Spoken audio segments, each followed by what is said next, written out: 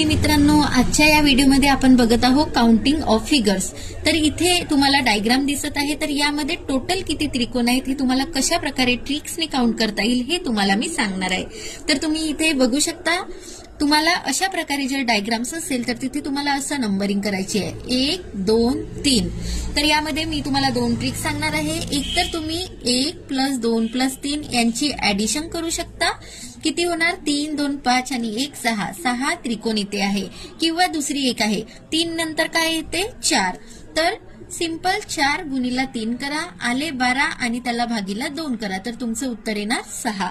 ह्या दोन्ही ट्रिक्स तुम्ही यूज करू शकता असं ट्रँगल्स फाइंड आउट करण्यासाठी। इकडे पण तसंच तुम्हाला आहे 1 2 3 4 आणि 5। तर बघा 5 नंतर काय येते 5, नंतर येते 6, त्यांचे तुम्ही गुणाकार करा आणि 6 पंचे होणार 30 आणि भागीला 2 करा, म्हणजे उत्तर येणार तुमचं 15। किंवा तुम्ही 1 + 2 + 3 + 4 + 5 याची सुद्धा तुम्ही बेरीज कराल तर तुमचं उत्तर येणार 15। तर ही होती ट्रिक्स।